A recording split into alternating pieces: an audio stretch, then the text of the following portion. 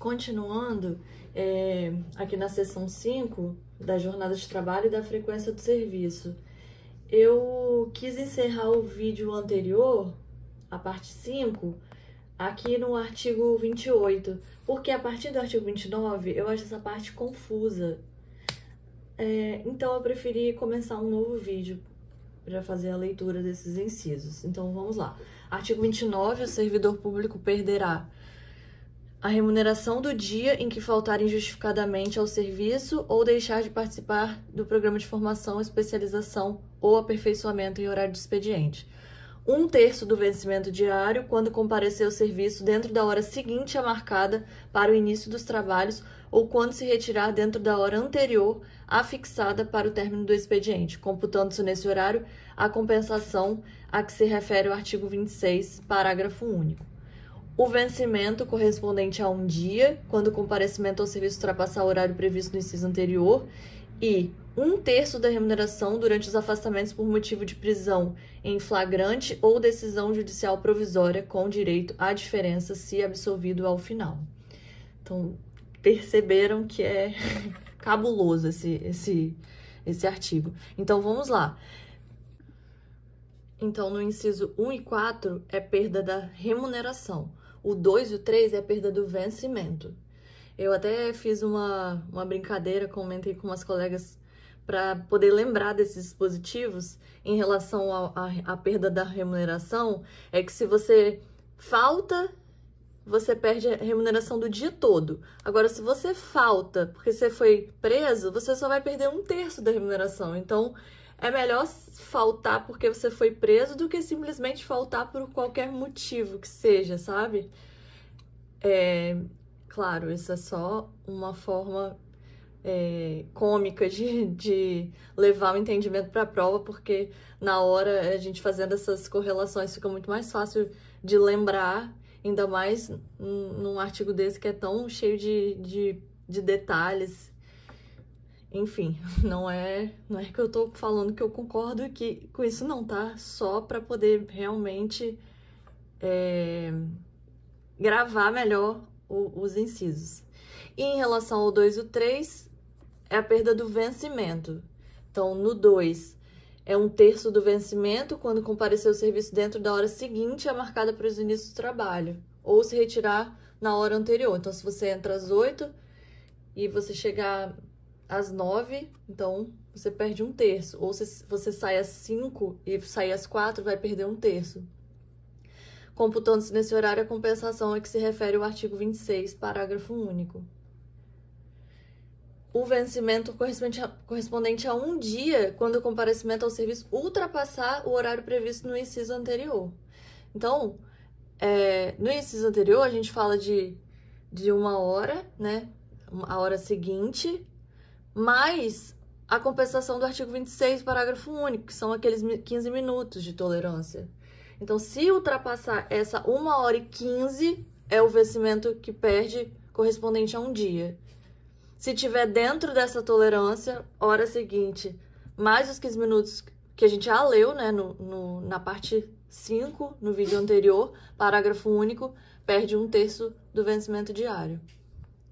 O servidor público que for afastado em virtude de condenação por sentença definitiva, a pena que não resulte em demissão ou perda do cargo, terá suspensa a sua remuneração e seus dependentes passarão a perceber auxílio-reclusão na forma definida no artigo 219.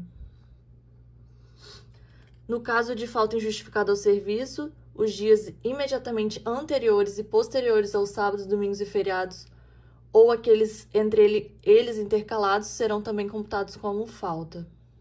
Então, aqui só para exemplificar, tem o feriado na sexta, então, a sexta, sábado, domingo, sem trabalho. Aí, se faltou na quinta, ele computa como falta também.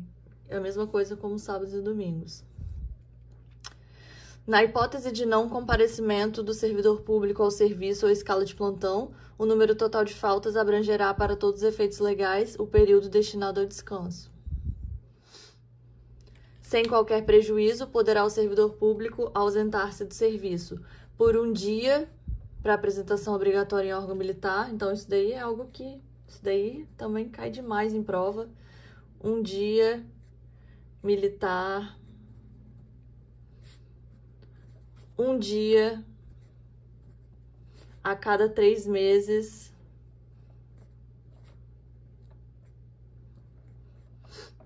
Para doar sangue.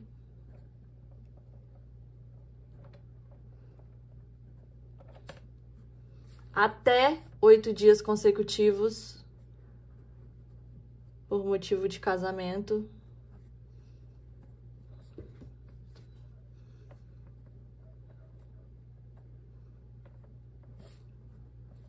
Cinco dias consecutivos por falecimento. E aí, nesse caso, é falecimento de cônjuge, companheiro, pais, filhos e irmãos. Pelos dias necessários à realização de provas ou exames finais, quando o estudante matriculado em estabelecimento de ensino oficial reconhecido. E aqui é diferente, né? Porque nos incisos anteriores, ele estabelece, ele fala quantos dias serão para cada situação. Aqui não. Aqui ele fala que é pelos dias necessários. Então, realização de provas ou exames finais. Você vai ter uma semana de provas e exames finais, então você vai ter uma semana aí, né, para ausentar-se do serviço sem qualquer prejuízo. A linha B, participação de júri e outros serviços obrigatórios por lei e prestação de concurso público. Então, vai prestar um concurso, às vezes você precisa viajar para outro estado, você já é servidor aqui no estado do Espírito Santo, mas você quer prestar um concurso lá no Nordeste, que você precisa se deslocar até lá e aí você vai ter que viajar e se afastar do trabalho. Então, pelos dias necessários, a prestação do concurso público também é um dos motivos de ausência, sem qualquer prejuízo. Artigo 31, em qualquer das hipóteses previstas no artigo anterior, caberá ao servidor público comprovar perante a chefia imediata o motivo da ausência. Claro, tudo tem que ser justificado, tudo tem que, né, você tem que comprovar, não pode simplesmente falar e ficar por isso mesmo, você tem que comprovar.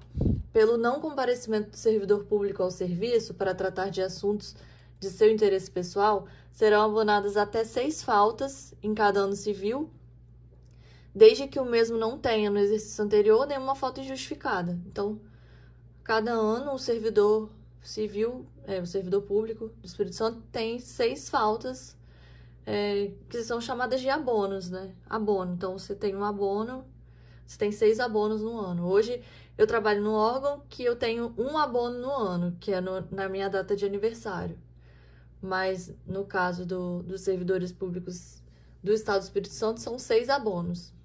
Os abonos não poderão ser acumulados, devendo sua utilização ocorrer no máximo uma vez a cada mês, respeitado o limite anual previsto neste artigo. Então, eu tenho 6 abonos e eu quero emendar agora Páscoa, a semana toda, segunda, terça, quarta, quinta, sexta, sábado, domingo, vou pegar esses abonos. Não pode, são 6 abonos em cada ano civil e só pode ocorrer no máximo uma vez a cada mês.